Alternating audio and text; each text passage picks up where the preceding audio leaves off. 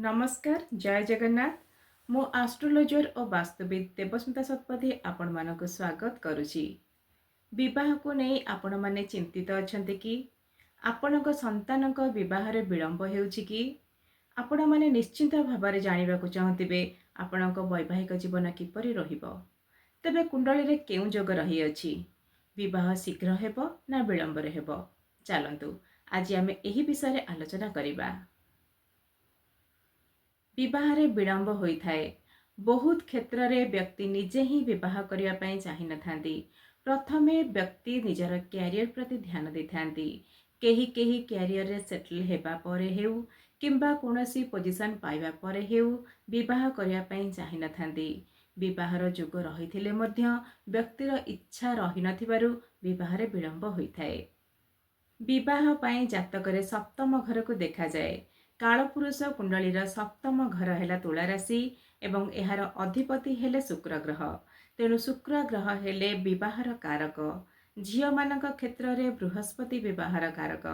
किंतु सप्तम घर और शुक्रंक ठारू आमे वैवाहिक जीवन किपरि रहिबो, विवाह किपरि हेबो सेही विषय जना पड़ी थाए। जातकरे लग्न को देखिबा निज पई एवं सप्तम घर को देखिबा विवाह पाई और जीवन साथी पाई। सप्तम घरे जदि बुध शुक्र चंद्रमा बृहस्पति परि शुभ ग्रह बसिथिबे किंबा प्रभाव रहिथिबो तेबे विवाह शीघ्र हेबो एवं जीवन साथी भल मिलिथांती। जदि शनिंकर प्रभाव सप्तम घर और सप्तम घर अधिपति उपरे रही थाए तेबे विवाह रे विलंब होइथाए। राहु केतु एक्सिस रे जदि सप्तम घर आसी थाए तेबे विवाह रे विलंब, विवाह विच्छेद, कन्फ्यूजन, ब्रेकअप होइथाए। जदि सप्तम घरे मंगल बसिथिबे ताहाकु मंगल दोष कुहा जाए एवं एहा मध्य विवाह रे प्रॉब्लम होइथाए। सेहीपरि नवमांश कुंडली रे सप्तम घर और सप्तम घरर अधिपति उपरे राहु केतु शनिंकर प्रभाव रहितिले विवाह रे विलंब होइथाए।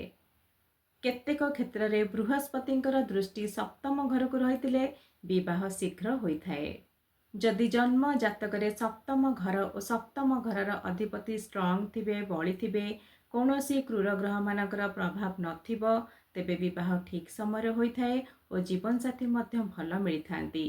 जदि सप्तम घरर अधिपति निज राशि रे किंबा उच्च राशि रे रहिथिबे तेबे विवाह भलरे होइथाए।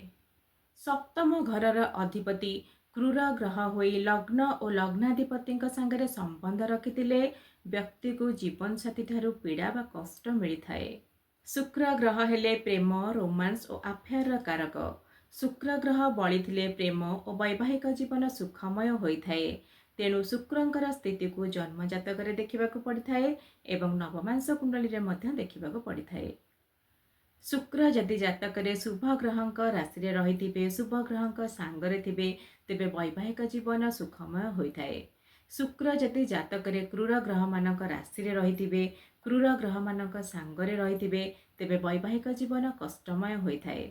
सेहीपरि शुक्रंक ठारू सप्तम घर को मध्य देखिबा, सेठारे शुभ ग्रह ना क्रूर ग्रह मानकर प्रभाव रही अछि। विवाह पाई जेपरि आमे जन्म जातकर सप्तम घर और सप्तम घरर अधिपति को देखिथाउ सेहीपरि नवमांश कुंडली को देखा पड़िथाए। विवाह पाई नवमांश कुंडली मध्य देखिबा सेतिके जरूरी। विवाह पाई देखिबाकु हेले प्रथमे आमको जातकरे लग्न, द्वितीय, सप्तम और द्वादश घर को देखिबाकु पड़िथाए। लग्न रे, द्वितीय रे, सप्तम रे, द्वादश रे जदि शुभ ग्रह रहिथिबे, शुभ ग्रह मानकर दृष्टि थिबो, शुभ ग्रह मानकर प्रभाव रहिथिबो तेबे विवाह शीघ्र होइथाए और जीवन साथी मध्य भल मिलिथांती। जदि एही शुभ ग्रह माने नवमांश कुंडली रे शुभ राशि रे रहिथांती तेबे आपणकर वैवाहिक जीवन सुखमय होइथाए। जदि जातकरे लग्न, द्वितीय, सप्तम, द्वादश रे क्रूर ग्रह माने बसिथिबे, क्रूर ग्रह मानकर दृष्टि थिबो किंबा प्रभाव रहिथिबो तेबे विवाह रे विलंब होइथाए। जदि एही क्रूर ग्रह माने नवमांश कुंडली रे क्रूर ग्रहंक राशि रे रहिथिबे तेबे वैवाहिक जीवन कष्टमय होइथाए। एहा परे आमको लग्न को देखिबाकु पड़िथाए। जदि लग्न और लग्नाधिपति उपरे शुभ ग्रहंकर प्रभाव थाए व्यक्ति निजे विवाह करने को चाहिए और व्यक्ति निजे ही चेष्टा करिथाए निजर वैवाहिक जीवन को चलाइबा पाई। जदि लग्न और लग्नाधिपति उपरे क्रूर ग्रह मानकर प्रभाव रही थाए व्यक्ति निजे विवाह करने ପାଇଁ ଚାହିଁନଥାନ୍ତି किंबा विवाह हेले मध्य व्यक्ति निजे चेष्टा କରିନଥାନ୍ତି ନିଜର वैवाहिक जीवन को सुखमय करने ପାଇଁ। ଏହା ପରେ ଆମକୁ ଦ୍ୱିତୀୟ ଘରକୁ ଦେଖିବାକୁ ପଡ଼ିଥାଏ। ଦ୍ୱିତୀୟ ଘର କୁଟୁମ୍ବର ଘର, ପରିବାରର ଘର। ବିବାହ କେବଳ ଗୋଟିଏ ପୁଅ ଓ ଗୋଟିଏ ଝିଅ ମଧ୍ୟରେ ହୋଇନଥାଏ, ଏହା ଦୁଇଟି ପରିବାରର ମିଳନ ମଧ୍ୟ ହୋଇଥାଏ। ଗୋଟିଏ ଝିଅ ବିବାହ ପରେ ଅନ୍ୟ ଏକ ପରିବାରକୁ ଆସିଥାଏ, ସେଥିପାଇଁ ବିବାହ ପାଇଁ ଆମକୁ ଦ୍ୱିତୀୟ ଘରକୁ ଦେଖିବାକୁ ପଡ଼ିଥାଏ। ଏହାପରେ ଆମକୁ ସପ୍ତମ ଘରକୁ ଦେଖିବାକୁ ପଡ଼ିଥାଏ। ସପ୍ତମ ଘର ଓ ସପ୍ତମ ଘରର ଅଧିପତିଙ୍କ ଉପରେ ଶୁଭ ଗ୍ରହଙ୍କର ପ୍ରଭାବ ରହିଥିଲେ ଜୀବନସାଥୀ ନିଜେ ଚେଷ୍ଟା କରିଥାଏ ନିଜର ବୈବାହିକ ଜୀବନକୁ ସୁଖମୟ କରିବା ପାଇଁ। ଯଦି ସପ୍ତମ ଘର ଓ ସପ୍ତମ ଘରର ଅଧିପତିଙ୍କ ଉପରେ କ୍रूर ଗ୍ରହମାନଙ୍କର ପ୍ରଭାବ ରହିଥାଏ ତେବେ ଜୀବନସାଥୀ ନିଜେ ଚେଷ୍ଟା କରିନଥାଏ ନିଜର ବୈବାହିକ ଜୀବନକୁ ଚଲାଇବା ପାଇଁ। ଏହାପରେ ଆମକୁ ଜାତକରେ ଦ୍ୱାଦଶ ଘରକୁ ଦେଖିବାକୁ ପଡ଼ିଥାଏ। ଦ୍ୱାଦଶ ଘର ଭୋଗ ଓ ଶୟନ ସୁଖର ଘର, ବେଡରୁମ୍ର ଘର। ଏଠାରେ ଶୁଭ ଗ୍ରହଙ୍କର ପ୍ରଭାବ ରହିଥିଲେ ପତି ପତ୍ନୀ ଉଭୟଙ୍କ ମଧ୍ୟରେ ସମ୍ବନ୍ଧ ଭଲ ରହିଥାଏ। ଏଠାରେ କ୍रूର ଗ୍ରହମାନଙ୍କର ପ୍ରଭାବ ରହିଥିଲେ ରୋମାନ୍ସ ଓ ଶୟନ ସୁଖରେ କମି ଆସିଥାଏ। ଏହାପରେ ସପ୍ତମ ଘରର ଅଧିପତିଙ୍କ ସ୍ଥିତିକୁ ଜନ୍ମ ଜାତକରେ ଦେଖିବା ଏବଂ ନବମାଂସ କୁଣ୍ଡଳୀରେ ଦେଖିବା ସପ୍ତମ ଘରର ଅଧିପତି କେଉଁ ରାଶିରେ ଅଛନ୍ତି ଓ କେଉଁ ଗ୍ରହମାନଙ୍କ ସାଙ୍ଗରେ ରହିଅଛନ୍ତି। ଜନ୍ମ ଜାତକର ଲଗ୍ନାଧିପତି ଓ ସପ୍ତମ ଘରର ଅଧିପତିଙ୍କୁ ଆମେ ନବମାଂସ କୁଣ୍ଡଳୀରେ ଦେଖିବା। ଏମାନଙ୍କର ସ୍ଥିତି ଦେଖି ଆମେ ଜାଣିପାରିବା ପତି ପତ୍ନୀ ଉଭୟଙ୍କ ମଧ୍ୟରେ ସମ୍ବନ୍ଧ କିପରି ରହିବ। ଏହାପରେ ନବମାଂସ କୁଣ୍ଡଳୀର କେନ୍ଦ୍ରରେ କେଉଁ ଗ୍ରହମାନଙ୍କର ପ୍ରଭାବ ରହିଅଛି ଦେଖିବାକୁ ହୋଇଥାଏ। କେନ୍ଦ୍ର ହେଲା ଲଗ୍ନ, ଚତୁର୍ଥ, ସପ୍ତମ ଓ ଦଶମ।